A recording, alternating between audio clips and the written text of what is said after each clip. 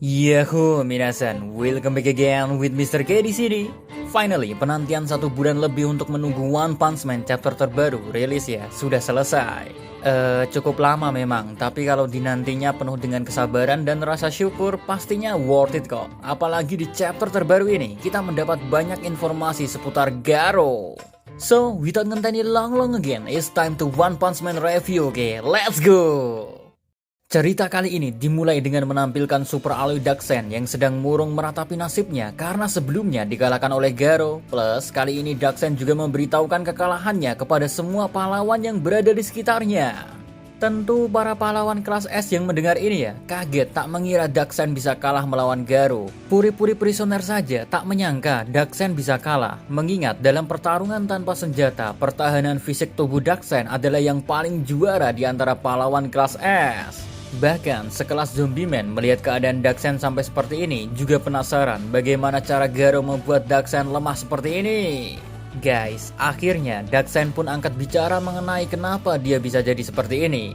Menurut pahlawan item manis ini, ketika dirinya melawan Garo, Darkseid sudah berkali-kali menghajarnya hingga berkali-kali pula Garo tumbang. Tetap saja ya, Garo tak menyerah sama sekali. Parahnya lagi, tiap kali Garo tumbang, Garo akan bangkit kembali. Tiap dia bangkit, Garo menjadi lebih kuat dari sebelumnya. Jadinya itu membuat Darkseid untuk pertama kalinya menghadapi musuh seperti ini. Musuh yang seperti jelmaan keputusasaan telah dihadapi Darkseid, membuat Darkseid menjadi bayi ompong yang tak bisa berbuat apa-apa. Wow, semengerikan itukah Garo? Well, sepertinya iya sih jika melihat panel berikutnya yang sudah tidak memperlihatkan keterpurukan Darkseid. Kini panel chapter terbaru beralih ke Garo yang sedang berjuang untuk bangkit kembali. Kini ya, Garo telah mengerti sepenuhnya kalau dia adalah lambang dari kejahatan absolut. Kekuatan terpendam Garo yang juga berasal dari impiannya menjadi monster juga telah dia ketahui secara jelas. Kalau tiap Garo diajar dan dibuat tumbang, maka saat itu pula kekuatan yang mengalir dari dalam tubuhnya bangkit lebih kuat. Seolah-olah makin banyak Garo diajar, Garo menjadi sosok yang sangat berbahaya. Dia bahkan berpikir saat ini ya, mungkin Garo telah menjadi monster dengan level bencana God. Menurutnya, dia sudah menjadi sosok yang mampu mengantarkan umat manusia sepanjang masa pada jurang terdalam yang penuh dengan teror dan keputusasaan. Karena rasa kepercayaan itulah, Garo akan mengambil peran sebagai jelmaan keputusasaan itu sendiri, hingga umat manusia merasakan arti ketakutan yang sebenarnya. Lalu mereka akan menjadi pribadi yang lebih menghargai hidupnya. Mereka akan hidup bersama di dunia di mana bertahan hidup tak dikenal, kriminal akan menghilang, pembulian, diskriminasi, bahkan perang pun seperti gak ada. Dan menariknya lagi, menurut Garo, sikap tak masuk akal pada manusia yang biasanya merugikan manusia lainnya tak akan pernah ada. Karena orang tua yang melahirkan anak-anak dengan sikap seperti itu sudah gak ada lagi ketika Garo berhasil membuat teror di seluruh dunia.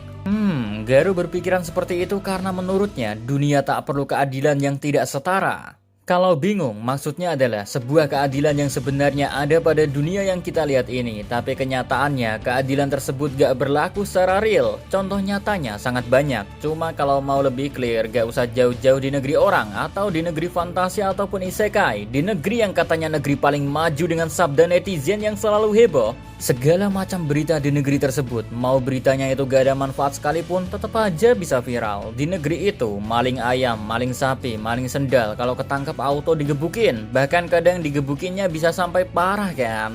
Tapi ketika ada maling duit rakyat, hukumannya paling mentok yang paling parah juga potong masa tahanan. Keadilan macam apa jika hukumnya saja masih pilih-pilih? Inilah yang dimaksud Garo dengan bahasa kerennya, inequality justice. Makanya benar saja kalau Garo berpikir kalau dunia ini ya butuh kejahatan absolut, jahat sejahat-jahatnya kali ya. Mungkin Garo berpikir dengan menjadi evil bagi dunia ya, untuk mengatur baik buruknya tabiat manusia adalah jalan pintas untuk menjadikan dunia lebih baik dan lebih pantas untuk dihuni.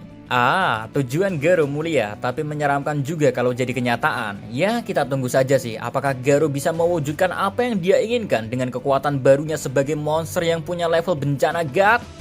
Dari penampilan barunya sebagai monster, kayaknya emang kuatnya gak ketulungan nih. Jadi wajar saja kalau Darkseid meratapi nasibnya sebagai pahlawan yang gak guna menurut dirinya sendiri. But untungnya sih Darkseid masih punya teman-teman dari pahlawan kelas S yang menyemangati pahlawan item manis ini. Dan pahlawan kelas A ranking 1 Amai Max juga menasihati sekaligus memberi pelajaran langsung pada Darkseid. Pelajarannya pun lumayan barbar, yaitu dengan cara menendang Darkseid dengan penuh keseriusan, membuat Darkseid terpental, tapi menariknya tak tergores sedikit pun di kulitnya. Amai Max melakukan semua ini semata-mata jengkel saja pada kelakuan Darkseid yang seperti bayi. Lebih clearnya, Amai Max jengkel pada sikap pengecut Darkseid yang mengingatkan pada dirinya saat melawan monster Führer Ugly. Amai Max ingin Darkseid sadar kalau harusnya sebagai pahlawan harus marah ketika ada sifat pengecut dalam diri mereka. Bukan malah memberi keyakinan pada diri sendiri kalau dirinya gak berguna. Padahal Darkseid adalah pahlawan dengan fisik terkuat di antara pahlawan kelas S. Jika mental Darkseid terganggu, para pahlawan sama saja kehilangan kekuatan yang cukup drastis. Mengingat banyak monster level Dragon yang masih hidup, Garo pun juga masih hidup. Kalau Darkseid menyerah sampai di sini, semua pahlawan pastinya akan kesulitan menghadapi musuh-musuh yang ada. Makanya, Puri-Puri Prisoner dan Amai Max memberi alasan Darkseid untuk tetap berjuang dan segera sadar kalau kekuatan Darkseid tidaklah lemah. Semua pahlawan pastinya pernah mengecewakan dirinya sendiri, tapi mereka lebih memilih untuk tetap bangkit dan tetap melangkah maju karena itulah yang harusnya pahlawan lakukan. Oh, Darkseid yang mendengar wejangan dari Puri-Puri dan Amai Max pun mulai bergetar hatinya, mulai mengumpulkan segenap kekuatan untuk bangkit kembali. Dan akhirnya saat Puri-Puri Prisoner membisik-bisiki Darkseid kalau dia gak berdiri, maka Puri-Puri bakal mencium Darkseid dengan gaya French kiss. Saat itu pula antara bingung ketakutan dicium dan gak mau merasa terhina lagi, Super Alloy Darkseid pun bangkit. And para pahlawan yang berada di sini bersyukur melihat Darkseid bangkit dari keterpurukannya. Kini mereka tak perlu khawatir akan hal lain dan bisa fokus untuk menghadapi musuh.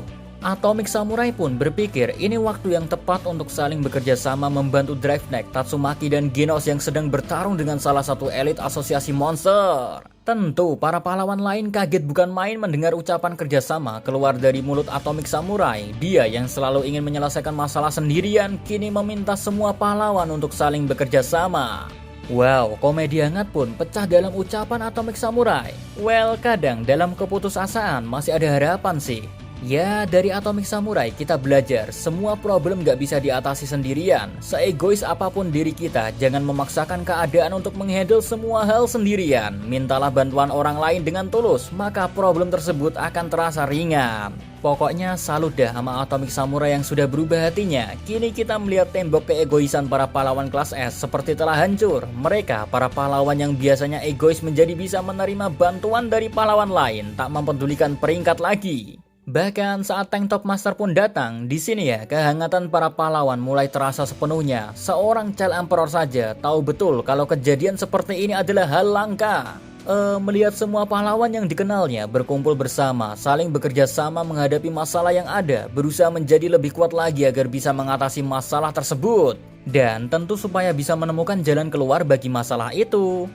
Bagi Child Emperor, melihat pemandangan ini memberinya arti yang sesungguhnya menjadi pahlawan kelas S itu seperti apa. Mungkin di mata Child Emperor melihat para pahlawan bisa bekerja sama dengan hangat seperti ini, membuatnya yakin masih ada harapan dalam keputusasaan. Sayangnya ucapan penuh makna Child Emperor harus berakhir sampai di sini dan ditutup dengan sedikit guyonan Zombie Man dan Amai Max yang saling bercanda penuh dengan jokes-jokes menarik. Wow, Yusuke Murata Sensei kali ini cukup memberi banyak pelajaran bagi para fans si botak ya. Jadi gak sabar nunggu pelajaran berikutnya tentang apa nantinya. So, see you again next time. Adios si Caramelos, stay safe everyone. Salam Animania.